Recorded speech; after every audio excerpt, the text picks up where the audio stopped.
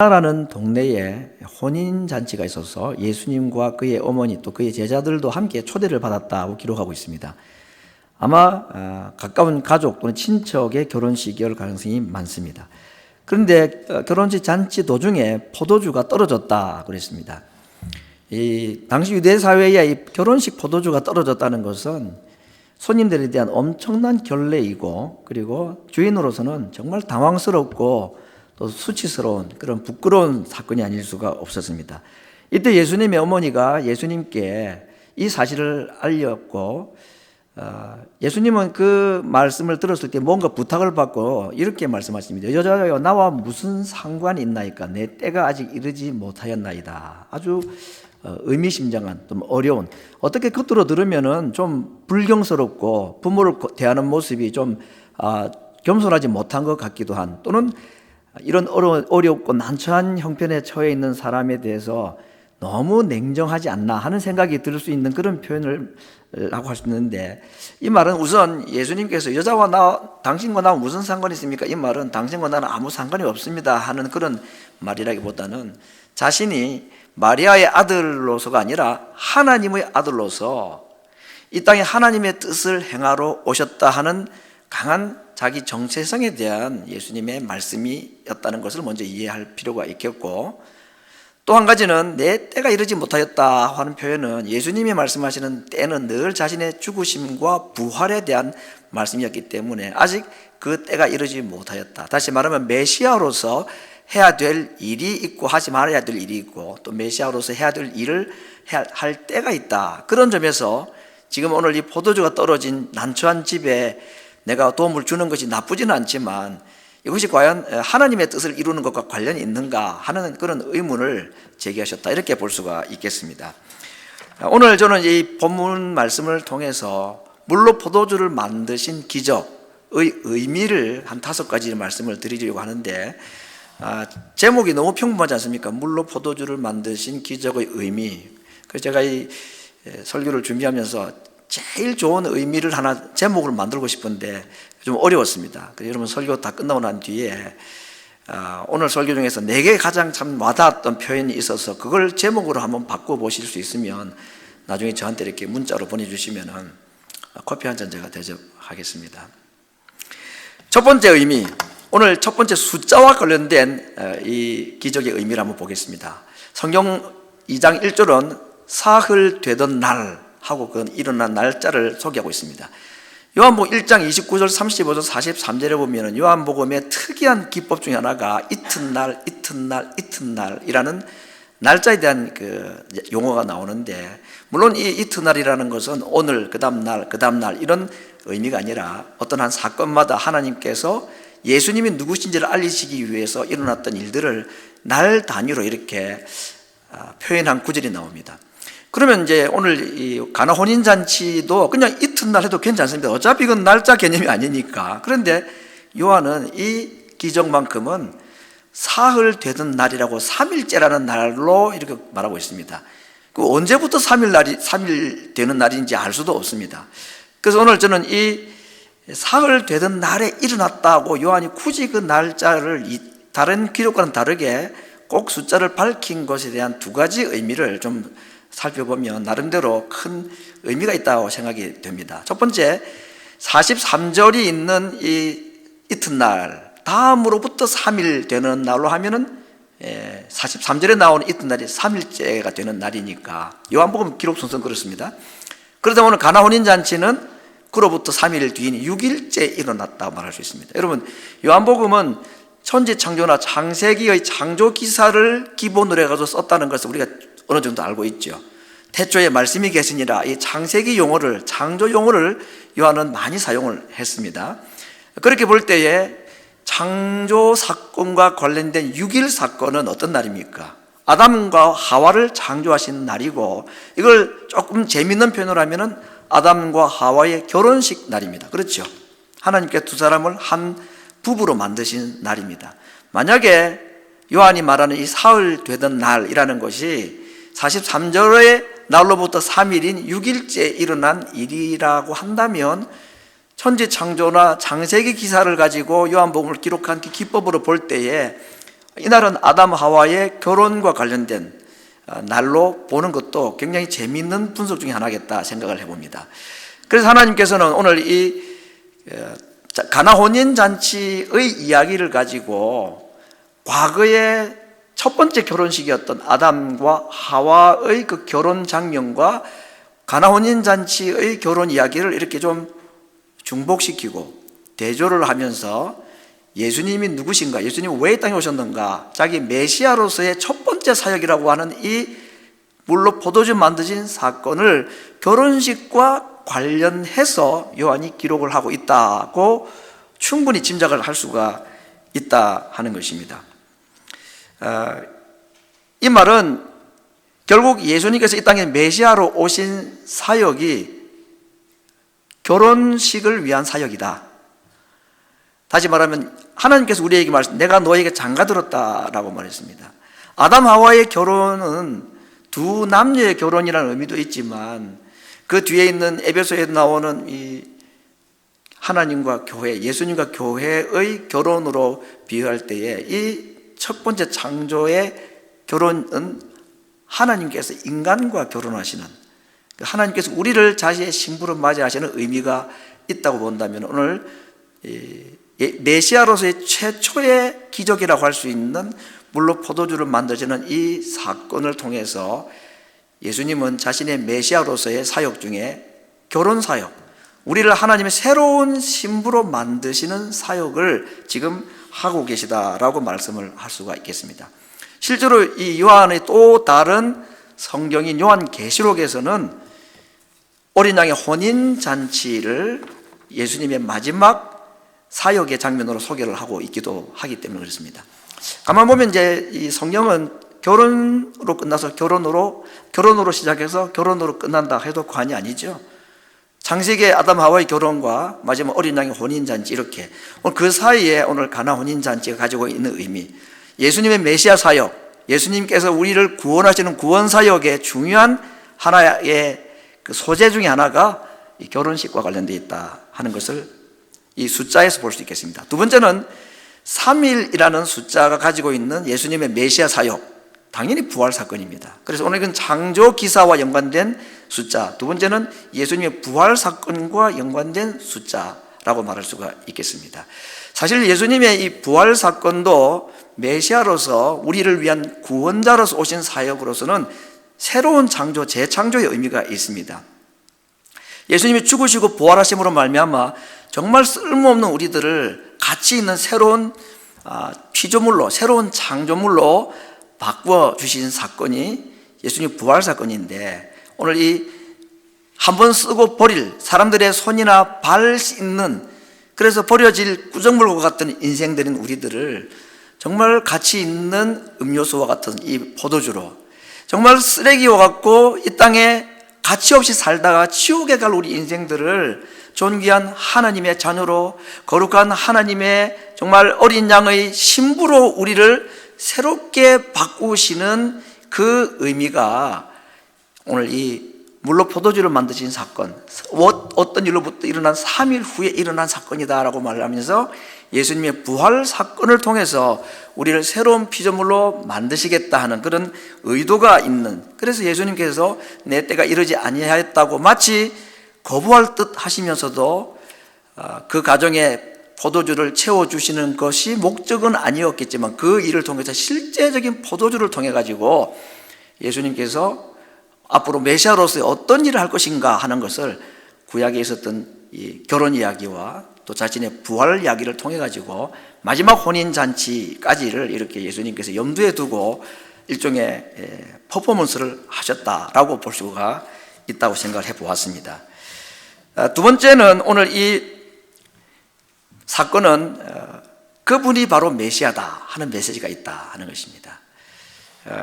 물로 포도주를 만드신 것은 무슨 단순한 마술이나 기적 정도가 아니라 예수님이 누구신가, 모든 예수님이 행하신 일들이 다 그렇습니다만은 예수님이 누구신가 하는 메시지를 다 전달하는 것이 목적이 있죠. 그렇기 때문에 오늘 물로 포도주 만들어진 이 사건, 이 기적에도 다른 관점에서 보면 이건 이해가 안 되는 이야기입니다. 무엇으로 이 기적을 이해해야 되는가? 오늘 이 기적을 통해서 예수님은 자신을 누구로, 어떤 분으로 나타내기를 원하시는가 하는 질문으로 이 사건을 보자 하는 것입니다. 여러분, 물로 포도주로 만드신 사건은 예수님께서 자신을 어떤 분으로 지금 드러내고 묘사하기를 원하시고 또 우리에게 알려주기를 원하셨을까? 오늘 11절에 보면 그렇게 되어 있습니다. 예수님께서 이 처음 기적을, 이 표적을 행하셨을 때에 영광을 나타내셨고 제자들이 그를 믿었다라고 표현하고 있습니다. 결국 이 사건은 이 앞에 있는 1장에 있는 이야기다. 예를 들면 1장에는 창조 이야기가 나옵니다. 태초에 말씀이 계셨다면 창조 이야기가 나오고 세례요한의 세례 베푸는 이야기도 나오고, 그리고 앞에 빌립과 나다나엘과 같은 이런 사람과의 만남들 얘기가 나오는데, 그 1장의 이야기가 결국 뭘로 말하냐면 바로 이분이 메시아시다, 구약에 예언된 바로 그 메시아다 하는 것을 1장에서 얘기를 했습니다. 그리고 2장에 있는 이 물로 포도주 만들어지는 사건은 뭘 말하기 위함인가? 앞에 말했던 것과 같이 정말로 이분은 구약에 예언하신 바로 그 메시아시다는 것을 또 한 번 더 얘기를 하는 것입니다. 무엇을 가지고? 포도주를 가지고. 그러면 구약 성경에 예수님의 사역, 메시아로서의 예수님 사역을 말씀하실 때에 포도주를 가지고 하신 말씀이 있느냐? 많이 나옵니다. 그 중에 대표적인 두 구절, 아모스와 요엘서 말씀. 아모스 9장 14절, 내가 내 백성 이스라엘의 사로잡힌 것을 돌이키리니. 이건 이제 바벨론 포로에서 다시 이스라엘을 돌이키신다는 그 역사적 사건을 두고 한 말이죠. 길게 보면 영적으로 사로잡힌 이 죄악의 백성들인 우리들을 하나님의 백성으로 구원하신다는 메시아 사역의 미래 이야기이기도 합니다. 포도원을 심고 또 포도주를 마시게 할 것이다 그랬습니다. 그러니까 포로에서 이스라엘 백성들이 예루살렘으로 돌아오는 이야기, 또 더 길게 하면 죄악의 종이었던 우리들이 하나님의 백성으로 다시 돌아오게 하는 이 일에 많은 예언들 가운데서 포도주 사건을 가지고 유독 말씀을 하신 것이 많이 나옵니다. 요엘서 3장 18절도 마찬가지입니다. 그날에 산들이 단 포도주를 떨어뜨릴 것이며 작은 산들이 젖을 흘릴 것이다. 그러니까 결국 오늘 예수님께서 물로 포도주를 만드신 사건은 조금만 구약에 관심이 있었던 유대 백성들이라면은 알만한 사건, 이거 혹시 그 얘기는 아닌가 하는 생각을 할 만한, 그러면 우리는 좀 너무 동떨어진 얘기처럼 보이지만 메시아에 대한 늘 기대감을 가졌던 유대인들로서는 적어도 이 두 구절 정도를 그 혼인잔치에서 물이 포도주가 된 사건을 만약에 알았다면, 몰랐던 사람도 많았다 그랬습니다. 아는 사람이 몇몇 있었다 그랬죠. 종들은. 그들은 아마도 이게 정말 메시아에 대한 말씀인가 하고 감이 좀 잡힐 수 있도록. 그걸 오늘 요한은 이 사건을 통해서 예수님을 두 번째로 어떤 분을 소개하십니까? 바로 그 메시아가 맞다, 구약에 예언된 바로 그 메시아시다 라는 것을 지금 말씀해 주고 있습니다. 세 번째는, 이 사건은 정결케 하시는 예수님의 사역에 대한 말씀이 있습니다. 포도주 이야기인데 무슨 정결케 이야기냐? 이 포도주로 만들어진 물이 어디서 시작된 것이 아닙니까? 정결 예식에 쓰이는 물을 담은 돌 항아리 6이라는 표현을 요한이 하고 있습니다. 정결 예식이라는 것은 밖에서 이제 손님이든 가족이든 집으로 들어올 때에 손발을 다 씻는 것입니다. 그 예수님께서 이제 최후의 만찬 때에 서로 발을 씻기지 않으려 했을 때 예수님이 이제 제자들의 발 씻기신 사건, 그게 정결 예식이죠. 식사 전에는 반드시 손을 씻어야 되는 것입니다. 이건 위생의 문제이기도 하고, 또 유대인들은 이제 이것을 좀 너무 과하게 해석을 해가지고 손을 씻지 않고 음식을 먹는 것을 죄를 짓는 것으로 생각했습니다. 그래서 예수님이 제자들이 손 씻지 않고 음식 먹는 것을 바리새인들이 율법을 어겼다라고 얘기를 하지 않았습니까? 그래서 예수님께서 속으로 들어가는 것이 더러운 것이 아니라 속에서 나오는 것이 더러운 것이다라고 하면서 그들이 가지고 있는 잘못된 율법관, 그걸 손을 씻어야지만이 죄가 깨끗해지는 것처럼 생각하는 그 율법관을 바꿔주셨습니다. 오늘 예수님께서 하필 포도주로 만드신 그 물이 다른 물이 아니라 바로 이 정결 예식에 쓰이는 물, 유대인들에게는 율법이라는 것이고 이 물이 우리를 깨끗게 해준다는 그런 잘못된 생각을 예수님께서 바꾸신, 다시 말하면 이제는 새로운 정결의 물, 새로운 정결의 피가 필요하다. 예수님의 자신의 피로 우리들의 죄를 씻으실 것을 이 정결 예식에 쓰이는 물을 포도주로 만드신 사건의 의미로 예수님께서 행해 주셨을 것이다. 돌 항아리가 6개다. 요한이 뭐 관심이 평소부터 숫자에 관심이 많았는지 모르지만 숫자를 분명히 밝히고 있습니다. 성경에서 숫자의 의미는 늘 어떤 메시지를 담고 있죠. 6이라는 숫자는 7에서 하나가 모자라는 숫자입니다. 그래서 마귀의 수를 777로 말하지 않고 666으로 말하는 것도 이 땅에 뭔가 부족한, 뭔가 완전하면서 부족한 것이 이 6이라는 숫자가 가지고 있는 의미입니다. 유대인들의 죄를 씻는다고 생각했던 물이나 또는 장로들의 유전이라든지 율법이라든지 이것들을 잘 지키면 하나님 앞에 정결하게 되고 구원받는다고 생각했던 그 숫자는 결국은 7이 아니라 6밖에 되지 않는다. 그래서 그 6개에 지나지 않았던 그 돌 항아리를 새로운 방식으로 죄를 씻는 예식으로 예수님께서 바꾸셨다 하는 그런 의미도 이 숫자에 나타나 있는 또 하나의 의미라고 볼 수가 있을 것입니다. 결국 세 번째로 이 물로 포도주 만드신 사건을 통해서 예수님은 자신을 어떤 분으로 우리 인류의 죄를 우리를 정결케 하고 씻기시는 분이시다. 무엇으로? 자신의 피로 깨끗게 하시는 분이시다 하는 것. 이것이 메시아로서의 오신 목적이라는 것을 이 기적의 행사를 통해서 말씀해 주셨다고 볼 수도 있겠습니다. 그런 점에서 하지 않으실 것 같이 하시다가 물로 포도주 만드는 이 사건은 예수님께서 앞으로 메시아로서 자신이 어떻게 하실 것, 자신이 십자가에서 피 흘려 죽으실 것에 대한 어떤 조용한 자기 선언, 자기 정체성을 이렇게 드러내신 사건이라고도 할 수가 있겠습니다. 네 번째는 역시 변화시키시는 분이시다 하는 것을 보여주는 아주 평범한 사실이지만 너무 중요한 사실입니다. 예수님은 물로 포도주를 바꾸신 분이시다. 발 씻는 물을 최상급 포도주로 만드신 분. 포도주가 떨어졌을 때에 그 집 주인은 당황하고 좀 부끄럽기도 하고 다른 사람에게 신뢰를 범하기도 하고 기쁨과 감사가 넘쳐야 될 이 잔치 자리가 이런 두려움이나 슬픔이나 부끄러움으로 변해버렸을 때에 그 잔치를 다시 기쁨과 자랑으로, 그래서 결국은 더 좋은 포도주를 내줬다고 연회를 주관하던 사람이 신랑을 보고 막 칭찬을 하는 것을 보면 생각하지 못했던 하나님께서 주시는 기쁨, 또 우리에게 주시는 이 자랑을 두려움을 기쁨으로, 수치를 자랑으로 바꾸시는 분. 에덴 동산의 결혼식은 어떻게 끝이 났습니까? 우리가 범죄하여, 내가 범죄하여 두려워하여 숨었나이다. 아담이 하나님께 그렇게 말을 했습니다. 단지 옷을 벗은 것을 알게 되어서 부끄럽다고만 한 것이 아니라 에덴 동산에서 죄로 말미암아 이 결혼식이 깨어졌을 때에 두 사람에게 들었던 감정은 두려움이라고 했습니다. 그 두려움을 하나님께서 기쁨의 잔치로 바꿔주시는, 그 에덴 동산에서의 그 망가졌던 결혼식을 천국의 혼인잔치로 완전히 새롭게 해주실 것이라는, 아무튼 오늘 이 물로 포도주 만드신 사건은 바꾸시는 주님, 바꾸시고 수정하시고 교체하시고 변화시키시는 주님에 대한 약속이 있는 것이라 볼 수 있겠습니다. 이사 61장에 있는 또 하나의 메시아 사역, 무릇 시온에서 슬퍼하는 자에게 화관을 주어 그 죄를 대신하게 하고 희락의 기름으로 그 슬픔을 대신하며 찬송의 옷으로 그 근심을 대신하게 하실 것이다. 바꾸시는 분, 대체하시는 분, 대신하시는 분. 오늘 이 물로 포도주 만드신 사건은 예수님의 변화시키시고 바꾸시고 교체하시고 대체하시는 주님의 능력, 사랑을 우리에게 보여주시는 사건이라고 말할 수 있습니다.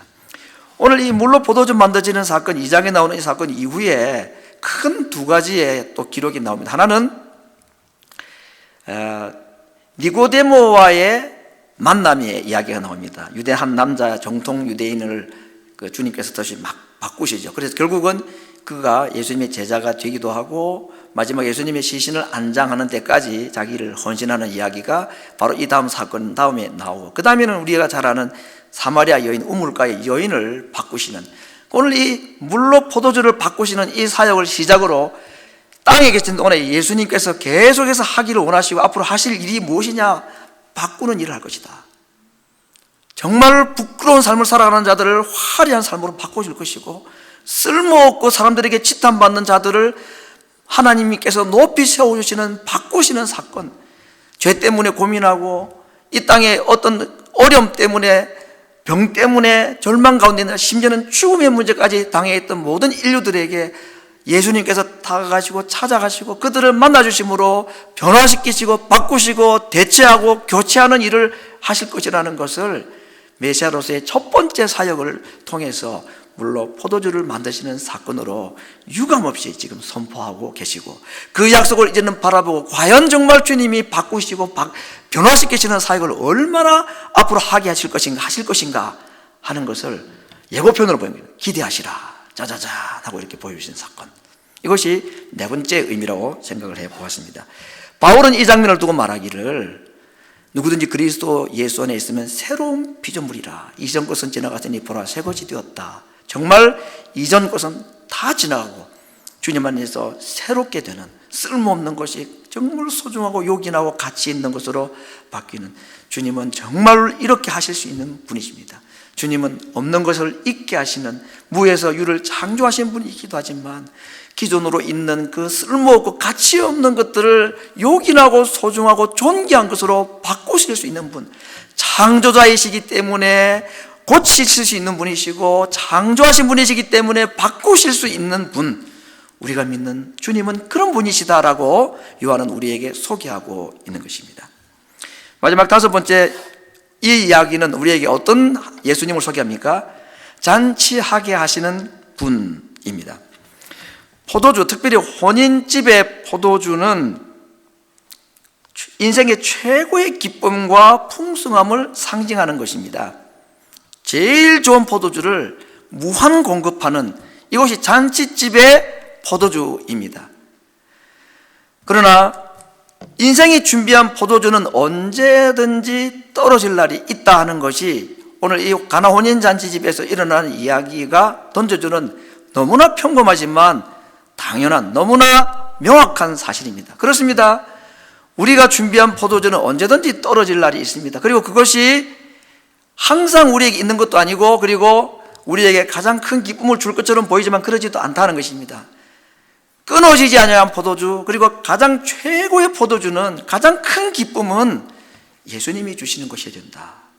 내가 준비한 것이 아니라 주님이 준비해 주신 것만이 끊어지지 아니하고, 그리고 가장 최고의 기쁨을 주시는 분이시다 하는 것입니다. 그러면 오늘 예수님은 혼인잔치에 손님으로 초대한 것처럼 보이지만 사실상 오늘 그의 첫 메시아 사역의 공생애의 기적을 이 물로 포도주를 만드시는 잔치집에서 행하신 일을 통해서 주님은 더 이상 이 땅에 우리들의 손님이 아니라 주인이시고 우리에게 잔치를 열어서 우리를 초대하시는 분, 신랑으로 우리에게 나타나 계시다 하는 것입니다. 이 땅에 예수님을 손님으로 대접하는 사람들이 있습니다. 아예 손님으로 대접하지 않은 사람들도 있죠. 불신자들은. 그런 믿는 자라 할지라도 예수님이 그에게 주인이고 신랑이 아니라 그냥 초대받은 손님쯤으로 대하는 자들이 있을 수가 있습니다. 그런 자들에게는 하나님께서 주시는, 신랑이 주시는 참 포도주의 기쁨이 있을 수가 없습니다. 예수님을 주인으로, 그리고 그분을 나의 신랑으로 맞이하는 자들에게는 내가 준비한 포도주가 아닌 그 주님이 주시는 포도주, 가장 강력하고 최고의 기쁨을 주는, 끊어지지 않고 다함이 없는 그 포도주, 그건 포도주는 기쁨을 말합니다. 풍성함을 말합니다. 주님 밖에는 기쁨이 없고 주님 밖에는 풍성함이 있을 수가 없다. 그러나 그 주님을 주인으로 모시고 신랑으로 모시는 자에게는 끊어지지 아니하는 풍성한 최고의 기쁨이 계속해서 주어질 것이다 라고 오늘 이 요한은 이 기적을 통해서 이 성경을 읽는 자들에게 그 사실을 강하게 말을 해주고 있는 것입니다. 주님은 손님이 아닌 신랑으로 이 땅에 오셨습니다. 그분을 모시기만 하면 지금까지 내가 준비한 것 가지고는 경험할 수 없는 그분이 주시는 새로운 기쁨과 풍성함, 그분이 주시는 참 포도주를 우리가 경험하게 될 것이라는 것을 말씀을 해주고 있습니다. 그래서 하나님을 맛보아 알아라. 주님께서 주시는 그 기쁨과 그분이 주시는 포도주의 기쁨은 맛보지 않은 사람은 찾지를 않습니다. 그러나 그걸 맛본 사람은 이전에 다른 포도주를 거들떠보지도 않겠지요. 이렇게 좋은 포도주가 있는데, 이렇게 맛있는 포도주가 있는데 내가 다른 걸 왜 찾겠는가, 그렇게 할 것이다 라는 걸 말씀해 주고 있습니다. 오늘 제가 말씀을 맺으면서 질문을 하나 드려보겠습니다. 종들이 물로 된 포도주를 연회에 갖다 전달했다고 그랬습니다. 근데 여러분, 이 물이 포도주로 변한 게 언제쯤일까? 돌 항아리에 물을 채우라고 했는데, 물을 부었을 때 그 물이 포도주로 그 항아리 안에서 변했을까? 아니면 항아리에는 물이었는데 딱 바가지를 가지고 떠내는 그 순간에, 그래서 항아리에서 딱 나오는 순간에 그냥 포도주로 싹 바뀌었을까? 아니면 연회장으로 이렇게 전달해 주러 가는 길에 들고 가든지 이렇게 트레이 밀고 가든지 가던 중에 변했을까? 언제 변했는 것은 중요하진 않습니다만, 확실한 것은 물이 포도주가 됐던 것이고, 항아리에 물을 부었을 때 항아리 속에 물이 포도주로 변해 있었던 것 같지는 않습니다. 물을 떨 때까지만 해도 그건 물이었을 겁니다. 근데 언제쯤인지 모르지만 종들이 그대로 순종했을 때에 그들이 뜬 물은 포도주로 변했다, 이거 아니겠습니까? 오늘 이 이야기에서 중요한 단어가 두 가지가 있다고 생각합니다. 첫 번째는 아구까지 채웠다. 이 아구라는 것, 끝까지 채웠다는 얘기입니다. 그냥 물을 부어 채웠다 해도 되는데 요한은 분명히 기록했습니다. 아구까지 가득 채웠다고 그랬습니다.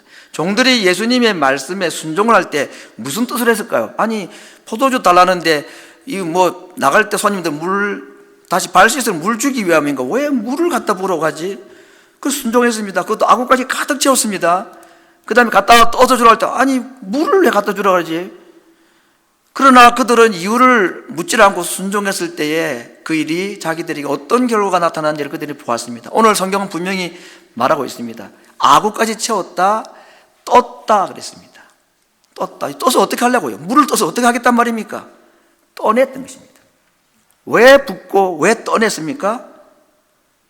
이유는 알지 못했지만 순종했을 때에 그날 잔치상에 온 사람들이 그 물로 된 포도주, 이전까지 맛보지 못했던 최고의 포도주를 맛보고 다 칭찬했다고 그랬습니다. 그런데 이 포도주가 어디에서 나왔는지 신랑도 몰랐다고 그랬습니다. 아는 사람은 누구만? 물 붓고 또 온 종들은 알았다 그랬습니다. 그날 기적의 포도주, 최상의 포도주를 그 잔치에 있는 모든 사람이 다 맛보았겠지만, 그러나 그 포도주를 만드신 분을 맛본 사람은 극히 소수였습니다. 순종한 자들만 포도주를 만드신 분을 맛보았습니다. 우리가 정말로 예수님을 믿음으로 말미암아 맛보아야 될 포도주는 주님께서 우리에게 주신 그 포도주가 아니라 참 생수이시고 참 포도주이신 그 예수님이, 우리가 맛보아야 될 예수님, 그분이 참 포도주가 되신다 하는 것입니다. 많은 사람들, 믿는 자들조차도 예수님에게서 나오는 포도주를 맛보는 것으로 만족하는 자들이 있지만, 주님은 우리에게 자기가 주시는 포도주가 아닌 자기를 마시라고 말했고, 자기가 주시는 기적의 보리떡이 아니라 내 피와 내 살을 먹으라고 말씀을 하셨습니다. 그것이 오늘 물로 포도주를 만드신, 기적의 보리떡을 풍성한 보리떡으로 만드신 그 예수님의 의도였다 하는 것입니다. 사랑하는 성도 여러분, 오늘 우리가 이 기적의 포도주 얘기를 통해서 주님께서 우리에게 주시고자 하는 것이 무엇입니까? 그분이 우리에게 주시고자 하는 것은 물로 된 포도주가 아니라 생명으로 주신 자기의 생명, 자기의 피를 우리에게 주기를 원하십니다. 내 살을 먹고 내 피를 마시는 자가 영생을 얻고 그가 구원을 얻는다고 말씀하였기 때문입니다. 아구까지 채우고 물을 떠라고 할 때 지체하지 않냐고 그 물을 떴던 자들만 맛보았던 포도주이신 예수님, 오늘 하나님께서는 우리에게 그 주님을 맛보기를 원하신다는 것입니다. 예수님이 주시는 포도주가 아니라 예수님에게 초점을 맞추는 자, 그것이 참 기적을 체험하는 자의 삶이라는 것을 우리에게 말씀을 해주고 있습니다. 오늘 예수님은 공생의 첫 사역으로 물로 포도주를 만드신 장면으로 자기를 소개하셨습니다. 그 주님은 얼마 뒤에 예수님 제자들과 함께 마지막 이 땅의 최후의 만찬을 하실 때에 또다시 한 번 더 포도주로 제자들에게 먹이셨고, 그 다음날 주님은 십자가에서 신 포도주를 마시고, 그리고 지금은 하늘나라에서 이 땅에서 정말 주님이 필요한 사람들, 이 땅에서 자기가 준비한 모든 포도주가 다 바닥이 나버리고, 그래서 도무지 해결할 수 없는 두려움과 수치와 당황하며 살아가는 자들에게 자신이 참 포도주가 되심을 말씀하시고, 그리고 그 주님 믿고 살아오는 자들을 위하여서 하늘나라에서 그 마지막 혼인잔치에 참여시키셔서 우리에게 직접 하늘나라에서 난 포도주로 준비하셔서 우리에게 따라주시고 마시우게 하실 약속을 오늘 주님이 우리에게 하고 계십니다. 에덴 동산에서의 망가진 결혼식을 우리에게 장가들어서 우리의 삶을 새롭게 하시고, 그리고 우리를 다시 하늘나라의 신부로 데려가셔서 이 땅에서 맛보지 못하였던 하늘나라의 그 화려하고 아름다운 잔치에 우리를 초대하시고, 주님의 신부로 이 땅을 살아가는 자들, 주님이 주시는 은혜로, 그분이 주시는 포도주로 만족하고 그 주님을 먹고 마시며 살아가는 자들을 위하여 준비해 놓으신 최후의 혼인잔치에 초대해 주실 것을 오늘 가나 혼인잔치를 통해서 오늘 우리들에게 약속하고 계십니다. 사랑하는 성도 여러분, 주님과 함께 마실 마지막 하늘나라의 혼인잔치는 이미 시작이 되었습니다. 오늘 이 땅에 주님을 신랑으로 모시고 살아가는 자, 주님이 그냥 손님이 아니라 나의 신랑이심을 믿고 그분을 신랑으로 모시고 살아가는 자들에게는 하늘나라에서 이루어지게 될 어린 양의 혼인잔치가 이미 시작이 되었고, 그분은 지금 이미 우리에게 성령으로 그 포도주를 맛보게 하실 것이라고 약속하고 있습니다.